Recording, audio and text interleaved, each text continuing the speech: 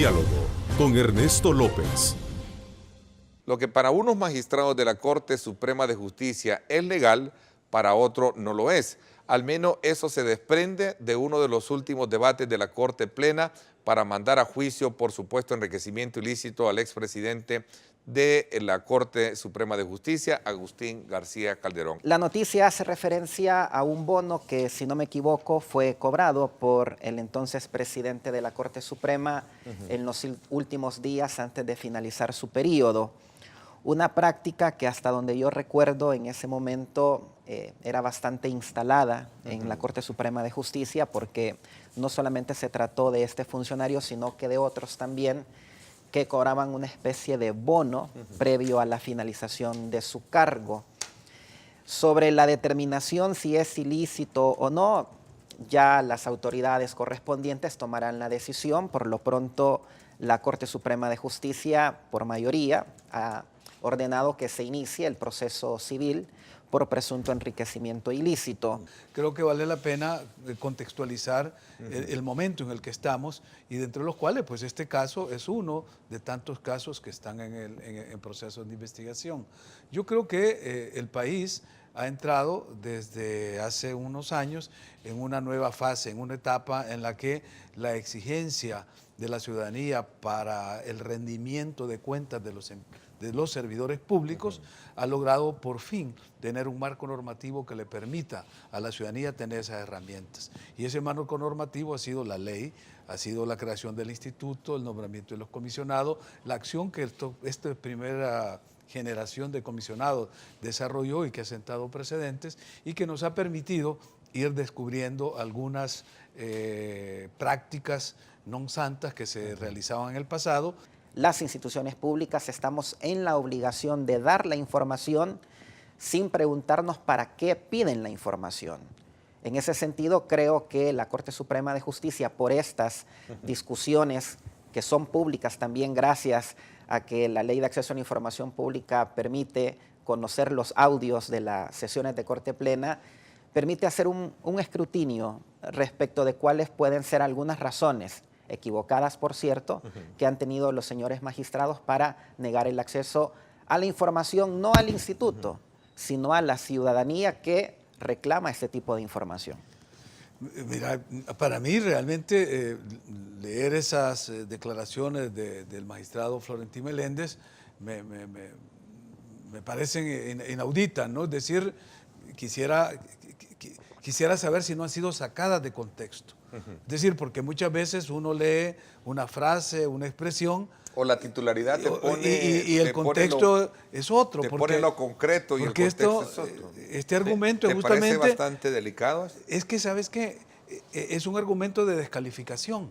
Entonces, justamente han sido los 4 magistrados de la sala los que han recibido este tipo de descalificaciones de parte de otros sectores. Siempre se les ha acusado que tienen una agenda, que se prestan a intereses políticos, cuando no es cierto desde mi punto de vista, claro, porque en las sentencias que yo he examinado y que he estudiado de ellos están fundamentadas jurídicamente, aún en las que yo no comparto y aún en las que han sido declaradas en contra de mis peticiones. Es un órgano del Estado, como es la Corte Suprema de Justicia, que está obligada por ley a las decisiones del instituto y al cumplimiento de la ley, que parece ser va a decidir ella misma cuándo una información tiene que proporcionarse y cuándo no.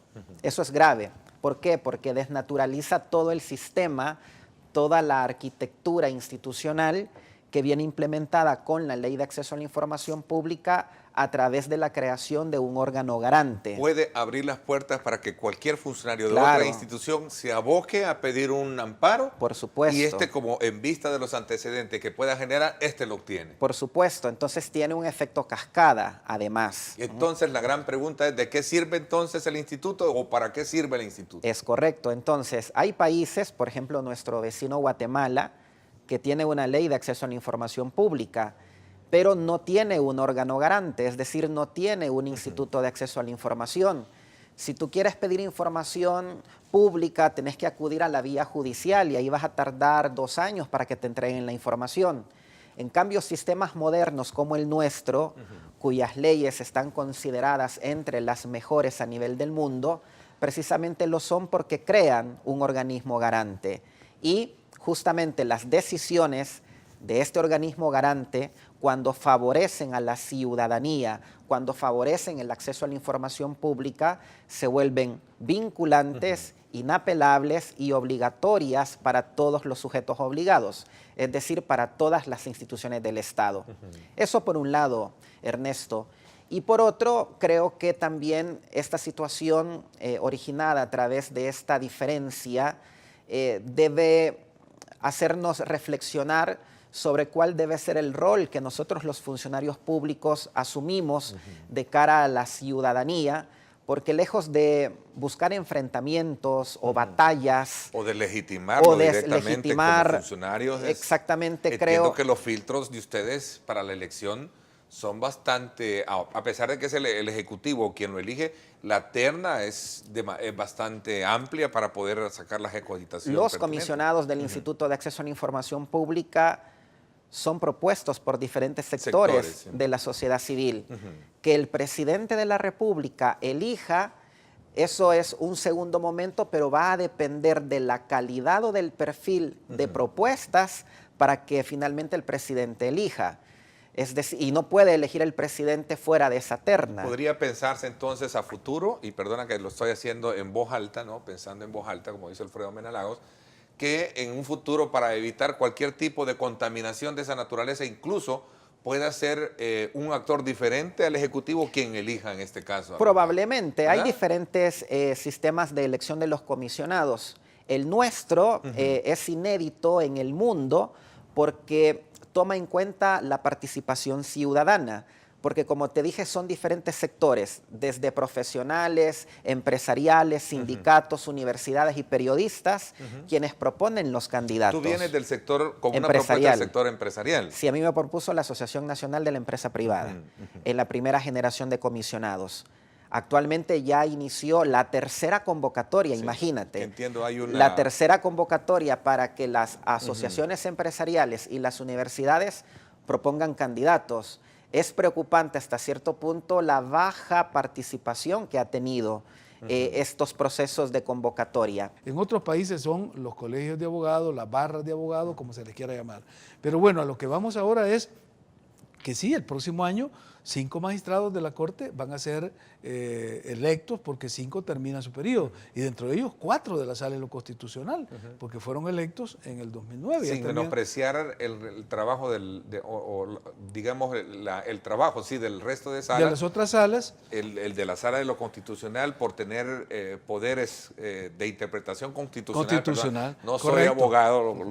No, pero tú tienes pero mucho, mi conocimiento me lleva un poco a muy... interpretar eso. Entiendo que maneja como la almendra de la justicia en este país. Bueno, lo que pasa es que la Constitución le da un estatus especial a la sala.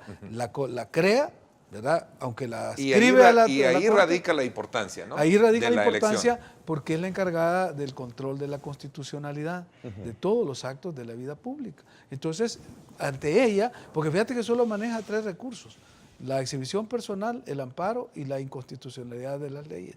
Entonces, con esos 3 recursos, bien aplicados como se ha hecho durante estos últimos 8 años, el país ha logrado no solo detener abusos de poder, sino que ha ido avanzando en el modelo democrático. Es decir, los cambios que se han hecho en el sistema electoral han sido producto de sentencias de la sala. Entonces es un buen ejercicio y por lo tanto se requiere que las personas que van a llegar ahí tengan una calificación para que tal que permita ir avanzando en este proceso. Y yo creo que eso es la preocupación que hay, no solo en FUSADE, sino en todo el mundo jurídico, el mundo político, es decir, cómo se va a sustituir estos 4 magistrados de la Sala de lo Constitucional que van a terminar su periodo el otro año, en el 2018. Que ¿Cómo es posible que se declare inconstitucional si vienen precisamente electos por instituciones que están legalmente y que se supone que han hecho los filtros pertinentes? Es que no que se declare inconstitucional no es el funcionario, es que no se llenaron los requisitos que señala la Constitución. Pero si te para los la hace elección. llegar el Consejo Nacional de la Judicatura.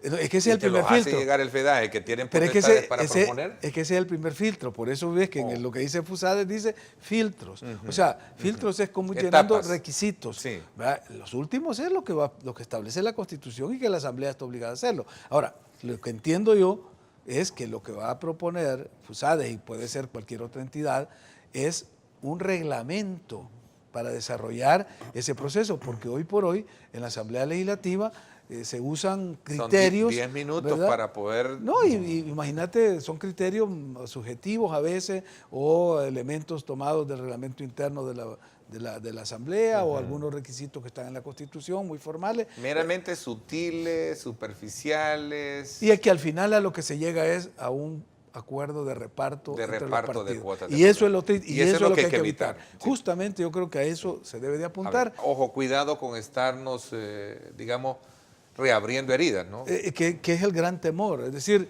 reabrir heridas.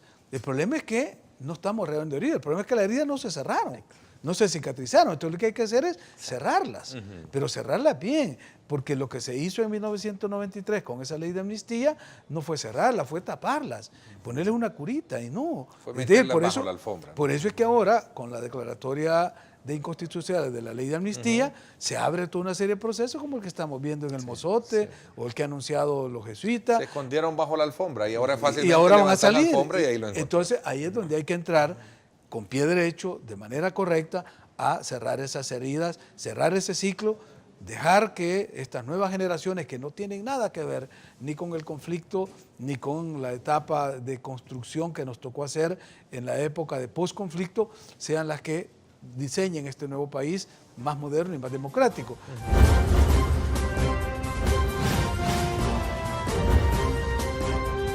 Diálogo con Ernesto López.